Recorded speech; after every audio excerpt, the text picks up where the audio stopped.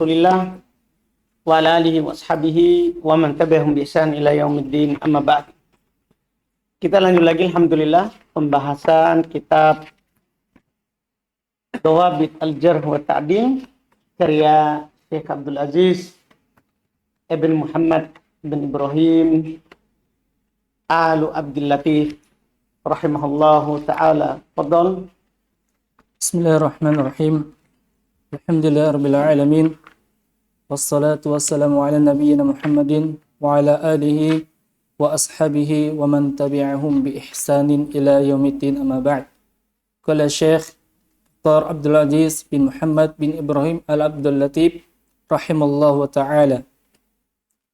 Wal muradu bil adalati malakatun tahmilul mar'i ala mulazimati taqwa wal muru'ah. Tahmilul mar'a ala mulazimati taqwa wal muru'ah. Mulazamati taqwa wal muru'ah. Yang diinginkan dengan adalah itu adalah sifat seseorang yang mendorong agar terus menerus yang mendorong seseorang agar terus bertakwa dan menjaga muru'ah. Baik, itu dibilang adalah. Adalah itu sebenarnya adalah malakah. Ya, malakah. Ya, bisa dikatakan sifat, ya, bisa juga hay'ah, keadaan, ya, yang ada pada diri seorang. Yang membawa dia untuk selalu bertakwa dan selalu menjaga muru'ahnya. Paham kan? Ketika seorang dibilang ini dia adalah punya adalah, berarti dia punya memang jiwanya baik yang membuat dia selalu bertakwa dan selalu menjaga apa? Muru'ahnya. Wal 'adlu huwa al-muslimul balighul 'aqilus salimu min asbabil fisqi wa khawarimil muru'ati. Dan adil dia adalah seorang muslim yang balik, yang berakal, yang selamat dari sebab-sebab kefasikan dan yang mencacati atau mengurangi muru'ah. Baik. Jadi adil itu tidak didapatkan dari orang kafir. Paham kan? Sebaik apapun orang kafir tidak ada dibilang dipercaya berita. Dipahamkan? Karena adil itu adalah al-muslim al-balik. Seorang muslim yang sudah balik, al-aqil yang berakal, tidak ada keadilan dari majnun. Iya, tidak ada keadilan dari majnun. As-salim min asbabil fisqa. Ia selamat dari sebab-sebab kefasikan. Jadi bukan orang yang maksiat itu yang adil. Tidak dikatakan ini orang maksiat tapi adil. Tidak ada cerita itu. Tidak mungkin. Ini tidak akan mungkin. Karena ahli fisq itu tidak selamat dari maksiat. Wa qawarimil muru'ah, dan selamat dari hal-hal yang mencacati muru'ahnya, citra dirinya. Misalnya sebagai penuntut ilmu, dia tidak melakukan itu. Tapi ketika dia lakukan, menggambarkan bahwa dia bukan penuntut ilmu. Itu namanya cacat muru'ah. Itu namanya cacat apa? Muru'ah. Dia melakukan hal-hal yang keluar daripada ciri penuntut ilmu. Kalau ahli hadis berarti keluar dari ciri ahli hadis. Nah, itu nanti berarti dia tidak adil. Dia tidak adil. Jadi gelar adil ini berat. Iya, tidak diletakkan kepada setiap orang. Makanya para ahli hadis berat mereka menetapkan bahwa ini rawi adilun dobit. Paham kan? Iya, itu iya hanya orang-orang yang tertentu yang dilihat dari kebanyakan keadaannya adalah at-ta'ah. Bukan murni taat ya, kan tidak ada orang tidak ada maksiat, tapi kebanyakan keadaannya adalah ketaat. Iya. Terus Wal islamu wal bulughu syartani lil ada'i wa laysa bi syartaini litahammuli. Faqad tahammala ba'da as-sahabati qabla islamihim thumma addu ba'dahu wa tahammula sighar as-sahabati hala sabahihim wa addu ba'da bulughihim. Adapun Islam dan balik adalah dua syarat sahnya penyampaian suatu riwayat. Jadi dia muslim balik itu syarat sah ketika menyampaikan riwayat. Paham kan? Jadi ketika dia sampaikan riwayatnya dipersyaratkan dia rawi yang muslim. Dia rawi yang balik. Itu syarat ketika menyampaikan. Terus Dan keduanya itu bukan syarat tahammul. Bukan syarat saat menerimanya. Kalau dia terima, enggak apa-apa, masih kecil. Enggak masalah, mungkin dia terima hadis itu saat dia masih kafir. Paham kan? Saat menerimanya ya. Tapi ketika dia menyampaikan dipersyarat, dia adalah rawi yang muslim balik. Dan sungguh sebagian sahabat telah menerima hadis sebelum mereka masuk Islam. Kemudian setelah itu mereka menyampaikannya setelah Islam. Dan sebagian sahabat menerima hadis tersebut dalam keadaan masih kecil, lalu meriwayatkannya setelah balik atau sudah besar. Wal bulughu wal aqlu huma manatul taklif syar'i, lakin qad yadbutu as-sabiyyu al-mumayyizu ba'du ma sami'ahu aw syahadahu, walidhalika i'tibaru ada'uhu ba'da al-bulughi. Bisa utubiro. U'tubiru ada'ahu ba'da al-bulughi. Ada'uhu ba'da al-bulughi lima tahammuluhu halus sabah. Lima tahammalahu halus sabah. Dan balik yang berakal, keduanya adalah merupakan dua syarat taklif syar'i. Balik dan akal itu manat taklif. Tempat gantung. Anda itu kalau antum mau gantung baju, itu tempat menggantung itu namanya manat. Tempat digantungnya taklif syar'i, beban syariat. Kapan digantung beban syariat kepada leher seorang? Ketika dia sudah balik dan berakal. Kalau dia belum balik, belum digantung beban syariat kepadanya. Atau kalau dia sudah balik tapi tidak berakal, belum digantung beban syariat kepadanya. Jadi syarat digantungnya beban syariat pada seorang Ahmad kakinya, ya, jangan menyibukkan kita dengan goyanganmu itu, ya. Syarat balik dan akal itu tempat digantungnya taklif syar'i. Paham kan? Akan tetapi anak yang mumayyiz bisa saja mendengar apa yang pernah ia dengar atau ia saksikan. Apa tadi ulang? Akan tetapi anak yang mumayyiz bisa saja mengingat apa yang ia pernah dengar atau ia saksikan. Akan tetapi jadi memang balik dan akal adalah digantungkan hukum syariat di situ. Tapi kenapa kita bisa menerima riwayatnya saat orang menerima waktu kecil dan sampaikan waktu besar? Kenapa? Ini dia. Kadang yabbat as-sabi al-mumayyiz. Kadang anak kecil yang sudah bisa membedakan ya yang baik, yang buruk, panas, dingin, itu kadang yabbat. Kadang dia bisa ya dobit. Sebagian apa yang dia dengar atau sebagian apa yang dia saksikan. Itu anak yang sudah mumayyiz. Oleh karena itu dianggap penyampaian mereka setelah mereka balik sebagaimana penyampaian mereka diterima ketika ia kecil. Ketika dia mengambilnya waktu dalam keadaan kecil. Iya.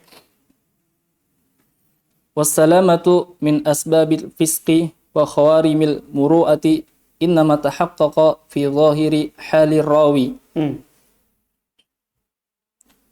Dan selamat dari sebab-sebab kefasikan dan dari yang mencacati muru'ah tiada lain terlihat secara zahir, terwujud secara zahir pada keadaan rawi, maka itu diterima. Apa? Maka itu diterima. Mana itu? Mana kata maka itu diterima? Innama tahaqqaqa. Nah, Dianggap. sudah tadi itu. Selamat dari sebab kefasikan dan khawarimul muru'ah, innama tahaqqaqa, tiada lain itu terwujud. Paham kan? Fi dhahiri halir rawi.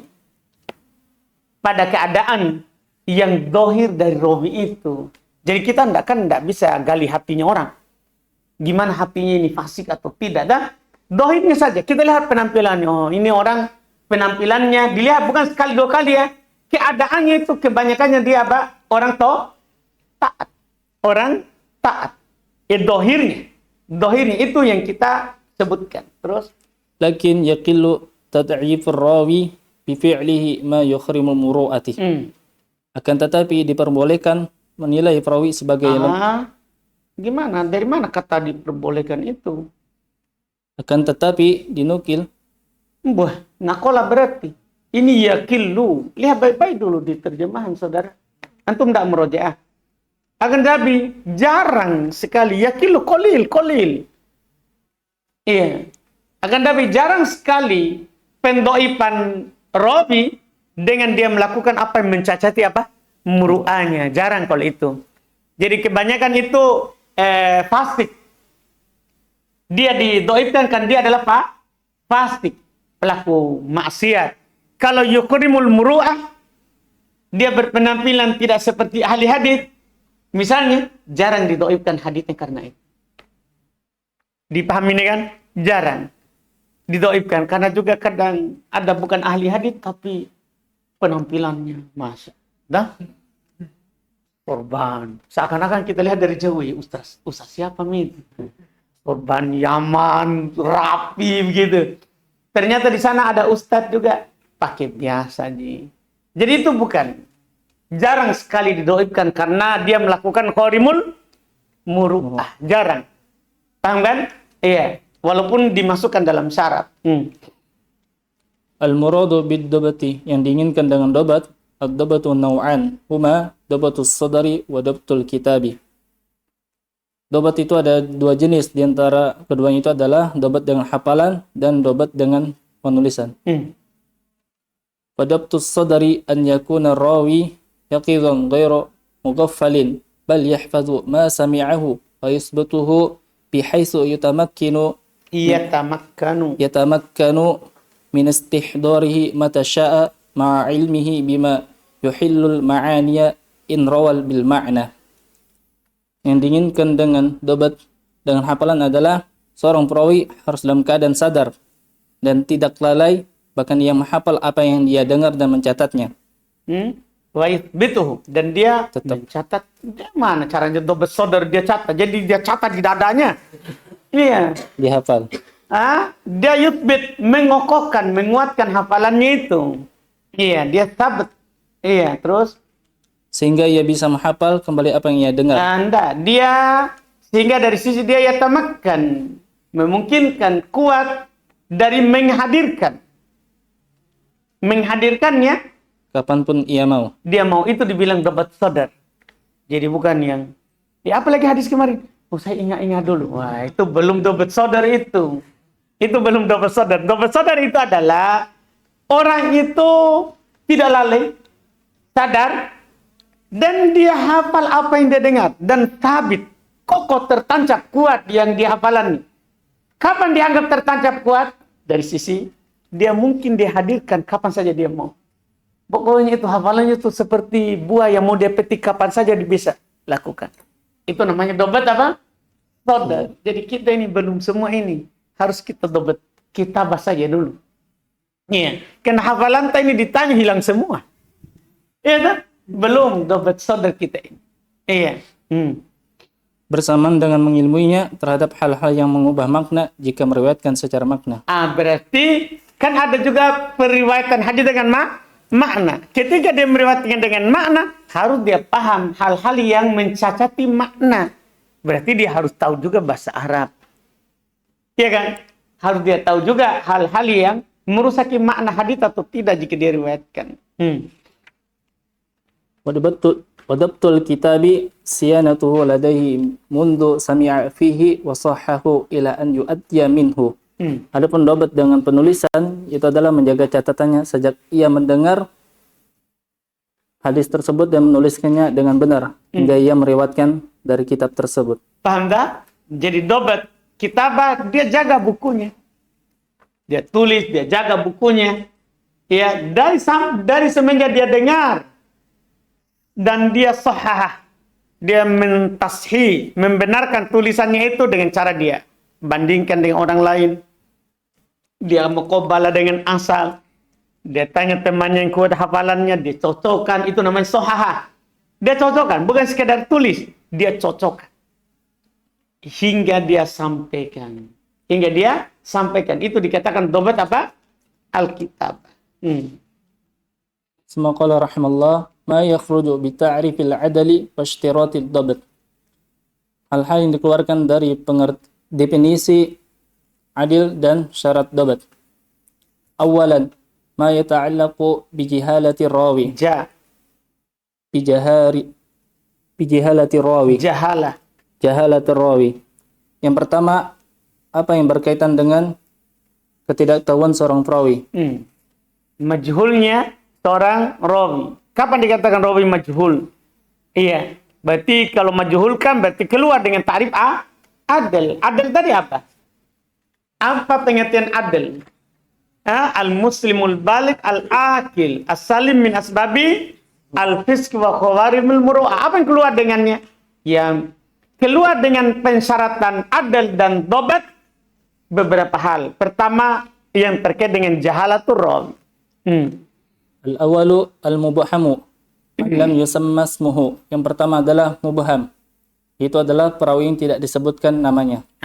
Rawi mubham, berarti itu tidak dikatakan adil. Dhabit kan tidak mubham, tidak disebut namanya. Asani majhul aini. Yang kedua adalah majhul ain. Man lam yarwi anhu ghairu wahidin wa lam yuwassaq. Majhul ain adalah perawi yang hanya diriwayatkan satu orang saja dan tidak dinilai thiqah. Tidak ada yang meriwayatkan darinya kecuali satu orang. Itu majhul ain. Dan tidak ada yang meriwayatkan kecuali satu orang dan tidak ditautsik. Berarti kalau ada yang meriwayatkannya banyak orang berarti terangkat majhul ain. Tanda atau satu orang tapi ditautsik. Dikatakan dia ini adalah thiqah, terangkat dari majhul ain. Tsalis majhul hali.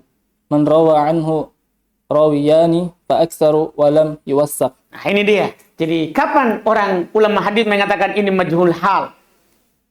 Kan kadang ada orang majhul ain. Berarti dalam otak kita adalah tidak ada yang meriwayatkannya kecuali satu orang. Dan jangan lupa tidak ditautsik. Kan di sana ada hadis gharib. Ada hadis yang tidak ada yang meriwayatkannya kecuali satu orang. Hadis ini nama-nama lubinya, tapi kan ditautsik. Jadi penting itu kata lam yuwassaq. Tidak ditautsik. Tanda? Jadi harus ada itu ikatan. Tahu tidak ditautsik. Nah, sekarang majhul hal. Kan kadang ini hadis dhaif karena rawi ini adalah majhul hal. Apa artinya majhul hal? Majhul hal itu adalah orang yang meriwayatkan darinya dua rawi atau lebih, tapi tidak ada yang mentausiknya. Tidak ada yang menyatakan bahwa rawi ini ditakdin. Dikatakan thiqah atau apa. Tidak ada komentar. Ya, maka dikatakan apa majhul hal, kan tidak ditahu keadaannya. Tidak ditahu keadaannya. Kalau majhul ain tidak ditahu orangnya. Masa kalau ada kenapa hanya satu orang? Iya dong.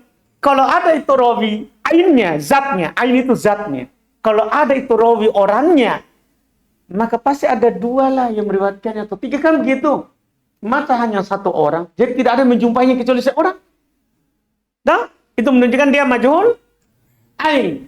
Tapi itu majhul ain, walaupun seorang meriwayatkannya, bisa tidak jadi majhul ain kalau ada yang mentautsik. Ada yang mengatakan bahwa ini rawi terpercaya. Nah, sekarang majhul hal. Ternyata itu majhul hal, orangnya ada. Cuma tidak ditahu thiqah atau tidak thiqah. Tidak ada yang mentausiknya. Terus Wadzalika li'alimi ma'rifati ahwalihim fil adalati wad-dabati. Hal tersebut karena tidak diketahui keadaan mereka pada adalah dan dobatnya. Tsaniyan ma yakhruju bi ta'rifil adali. Yang kedua adalah apa yang keluar dari definisi adil. Al-awalu al-kafiru. Yang pertama adalah orang kafir. ya dah. Orang kafir tidak adil, saudara. Orang kafir tidak adil, tidak cocok kita riwayatkan dari, tidak cocok kita meriwayatkan dari. Tsani as-sabiyyu. Yang kedua ada anak kecil yang belum balik. As-salisu al-majnunu. Yang ketiga adalah orang gila. Ar-rabi'u al-mubtadi'u. Yang keempat adalah pelaku bid'ah. Man i'taqada ma lam yakun ma'rufan 'ala al-ahdi an-nabi sallallahu alaihi wasallam mimma lam yakun 'alaihi amruhu wala ashabuhu. Pelaku mubtadi. Yang keempat adalah pelaku bid'ah. Itu adalah Ini juga tidak boleh kita riwayatkan hadis darinya karena pelaku bid'ah tidak pernah adil. Paham kan? Sekarang siapa itu pelaku bid'ah?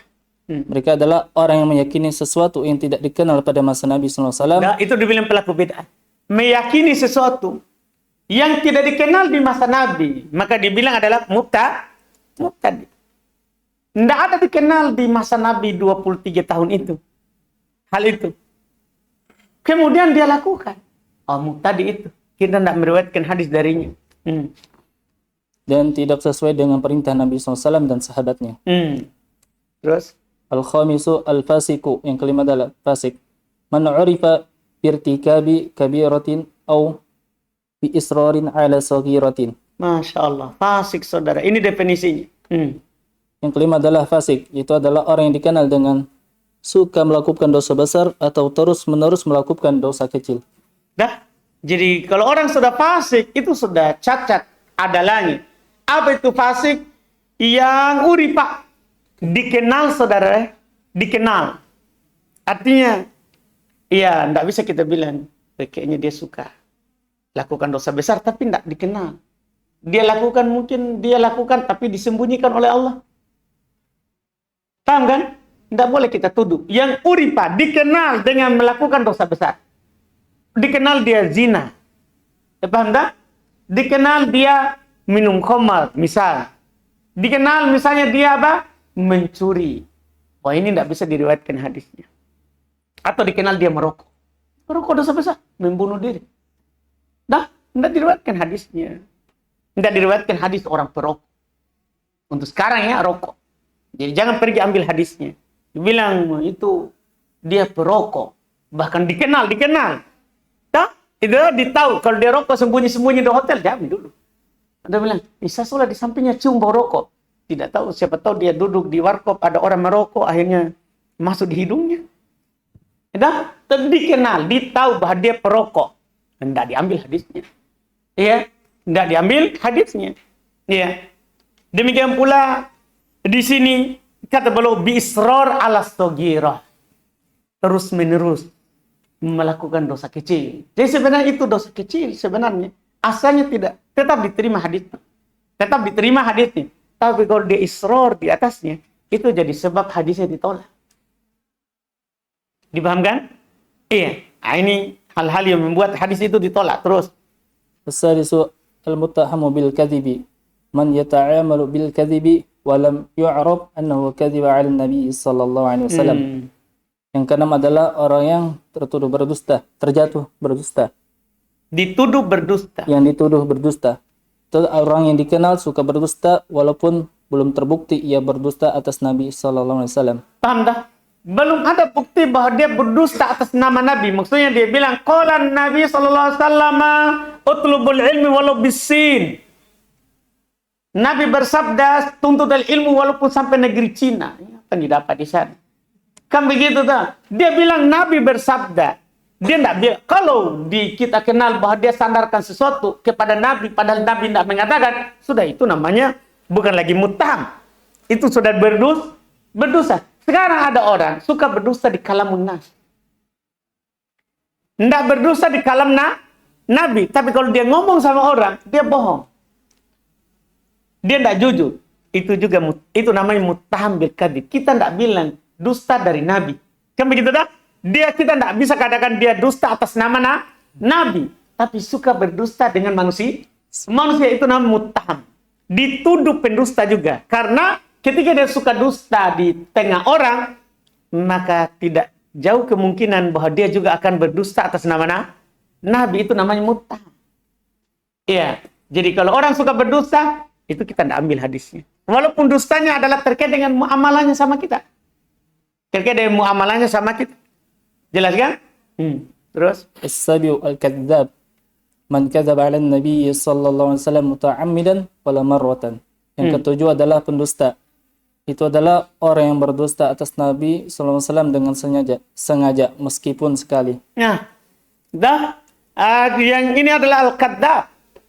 Pendusta. Siapa dikatakan pendusta? Bukan muttaham ya. Kalau pendusta adalah orang yang berdusta atas nama Nabi. Dia bilang Nabi SAW bersabda, siapa yang minum kopi tidak akan disisa oleh neraka. Perutnya tidak akan dimakan oleh api neraka. Nabi bilang begitu. Pendusta. Orang seperti ini walaupun sekali tidak diterima hadisnya. As-saminu makhrumul muru'ati. Yang kedelapan adalah rusaknya muru'ah. Wa qad kharaja al-awwalu li kufrihi wa tsani lisobbahu Li wassalisu sobahu. lisobahu wassalisu lijununihi idza kana mutbiqan aw muqatti'an mu'assiran bil ifaqati warabi'u li bid'atihi wal khamisu wassadisu wassabi'u li dhuhuri fisqihim wassaminu li nuqsani muru'atihi. Boleh. Yang sungguh telah keluar dari yang pertama itu adalah karena kekufurannya. Jadi kenapa keluar dari adil? Karena dia kafir. Itu yang pertama dah. Tidak dikatakan adil kan dia kafir. Terus? Dan kedua adalah karena anak kecil atau belum balik. Nah, karena anak kecil. Yang kedua. Kemudian yang ketiga adalah karena orang gila. Karena gilanya. Karena bukan karena orang. Karena gilanya. Karena orang gila majnun. Kalau ini junun. Gilanya. Ketiga karena gilanya. Itu jika dia menyuruh atau terputus. Nah, jika mutbikon. Jika gilanya itu mutbikon. Menyeluruh. Menyeluruh. Maksudnya gila dari lahir. Tidak pernah sadar. Oh, itu otomatis itu. Kalau ada orang gila sampaikan hadis atau ayat, tidak dipercaya. Enggak? Atau gilanya dari lahir atau terputus-putus. Gilanya kadang ada orang gila mutakottian. Kadang gila, kadang sadar. Orang kadang gila, kadang sadar juga. Tidak diterima hadisnya. Apalagi gila betul. Nah, yang dianggap wali sudah gila sekali nih. Tidak terima hadisnya walaupun dia bilang Tuhanku menyampaikan dariku kepadaku dari lewat hatiku. Orang gila kau. Iya. Orang sadar saja kalau bilang begitu kita tidak percaya. Apalagi dia orang gila. Iya, tidak dipercaya. Itu berdampak terhadap kesadarannya. Iya, itu mu'athiron, itu berpengaruh ya terhadap kesadarannya. Iya kan? Karena kan ketika dia gila kita nggak tahu ini sadarnya ini apakah sudah sadar 100% atau masih ada gila-gilanya, kan kembali lagi sebentar. Kemudian keempat adalah karena kebid'ahannya. Kita tolak karena bid'ahnya. Kemudian kelima dan keenam dan ketujuh adalah karena nampaknya kefasikan mereka. Kemudian kedelapan adalah karena kurangnya muru'ahnya. Salisan ma yakhruju bi ishtiratid dobati. Yang ketiga adalah hal yang dikeluarkan dari syarat dobat. Ya, apa yang keluar karena syarat dobat. Kalau tadi itu jadi keluar karena syarat adil ya. Syarat adil. Sekarang adalah keluar karena syarat apa? Dobat. Jadi kita tidak katakan adil kan dia tidak dobat. Karena tidak dobat. Apa saja yang keluar karena tidak dobat? Al-awalu kasratul wahmi. An taksura minar rawi riwayati ala sabil. Minar rawi riwayata. An taksura minar rawi riwayatu. Riwayatu ala sabil tawahumi. Fayasil al-isnad al-mursala. Wa yarfa'ul asal al-mawqufa. Wa nahwa dhalik. Yang pertama adalah banyak kesalahan. Yaitu seorang perawi sering meriwayatkan hadis dengan cara sangkaan kosong. Kayak menyambung sanad yang mursal. Dan mengangkat dan menjadikan asar yang mauquf dan yang semisal dengannya. Dan mengangkat maksudnya merofa ya. Mengangkat kepada Nabi. Antum sudah paham merofa atau hadis marbu. Mengangkat asar yang mauquf. Tahu mauquf? Ucapan sahabat diangkat ke ucapan Nabi. Ini ucapan sahabat dia bilang qalan Nabi. Ini juga namanya kathratul waham. Sering salahnya. Ucapan sahabat dia katakan ucapan Nabi. Riwayat tabi'in dia langsung ke Nabi, dia malah sambung. Iya. Itu sebab ditolak. Ini tidak adil. Terus Sani kasratu khalafati rawi liman huwa minhu jam'i minas siqati. Yang kedua, banyak menyelisihi rawi dari yang lebih kuat darinya atau sekelompok dari perawi yang siqah. Termasuk sebab yang mencacati rawi keluar dari dobat adalah seringnya dia menyelisih rawi yang lebih kuat darinya atau menyelisih sekelompok yang siqat. Itu juga termasuk cacat. As-salisu su'ul hifdi an la yutarajjahu janiba isabati rawi ala janibi khata'ihi bal yatasawal ihtimalani. Yang ketiga adalah karena jeleknya hafalan. Berarti tidak dobat. Rawi yang jelek hafalannya tidak dobat. Yaitu sisi kebenaran rawi tidak lebih dominan daripada sisi kesalahannya. Itu namanya jelek hafalannya. Tapi ketika misalnya lebih dominan benarnya daripada salahnya, itu tidak dikatakan su'ul hebat. Tapi ini tidak. Ya, sisi benarnya itu tidak lebih dominan daripada sisi salahnya. Bahkan sama kemungkinan di antara keduanya. Kemungkinan sama antara benar dan salahnya. Ini termasuk tidak dobet. Rabi'u syiddatul ghaflati. Yang keempat adalah sangat lalai. Alla yakunu ladar rawi minal yaqazati wal itqani ma yumayyizu bihi as-sawaba minal khata'i fi marwiyatihi. Yang keempat adalah sangat lalai. Itu adalah perawi tidak memiliki kewaspadaan dan ketelitian yang cukup untuk membedakan yang benar dan yang salah. Ini nama fuhsyul ghalat. Ya, itu namanya syiddatul ghaflah. Dia tidak ada sama sekali di sisinya ya al-yaqadah, kesadaran. Dan itqan, kekuatan dalam hafalan yang dia bisa membedakan ini benar dari salah dari riwayatnya. Dia tidak tahu ini benar atau salah ini riwayat. Al-khamisu fuhsyul ghalati. Yang kelima adalah kesalahan yang besar. An yazida khata' ar-rawi ala sawabihi ziyadatun fahishatun. Yang kelima adalah kesalahan yang parah, yaitu adalah kesalahan perawi lebih banyak daripada kebenarannya. Dia menambah kesalahan. Yazida khata' ar-rawi ala sawabi. Lebih kesalahannya daripada kebenarannya. Kan tadi kalau sama namanya apa? Kalau sama namanya su'ul hebat. Kan begitu kan? Iya. Kalau tidak sadar, dia tidak bisa membenarkan, tidak bisa membedakan ini benar atau salah, namanya apa? Syiddatul ghaflah. Kalau ini fuhsyul ghalat, kesalahan yang nampak jelas, yaitu dia kesalahannya itu lebih daripada apa? Benarnya. Jadi kalau kesalahannya lebih banyak daripada benarnya, namanya fuhsyul ghalat. As-sadisu jahlur rawi bimatlulatil alfadhi wa maqasidiha wa ma yuhilu ma'aniha inda riwayati bil ma'na haythu yata'ayyanu inda dhalikal ada'i bil lafzi alladhi sami'ahu ittifaqan li alla yaqa'a fima yasriful haditha 'anil ma'nal muradu bihi. Yang keenam adalah ketidaktahuan perawi terhadap pengganti lafaz-lafaz yang kandungan lafaz-lafaz dan maksud-maksudnya. Wah, ternyata itu menghilangkan dobat itu tidak adil ternyata. Misalnya ada rawi meriwayatkan hadis tapi tidak tahu bahasa Arab. Paham tak? Makanya syarat orang menyampaikan hadis ayat harus tahu bahasa Arab. Ya kan? Karena kalau dia tidak tahu kandungan lafaz dan maksudnya, itu mencacat. Itu tidak dobat. Itu tidak dobat. Serta dapat mengubah maknanya.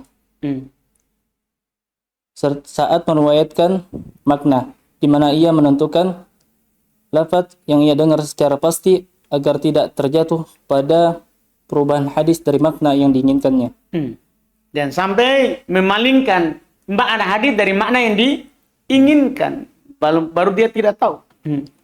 As-sabiu tasahulur rawi fi muqabalati kitabi wa tashihi wa siyanatihi. Yang ketujuh adalah kelalaian seorang perawi dalam menyamakan kitabnya, memperbaikinya dan menjaganya. Sampai situ dulu, saudara. Alhamdulillah. Alhamdulillah. Subhanallah.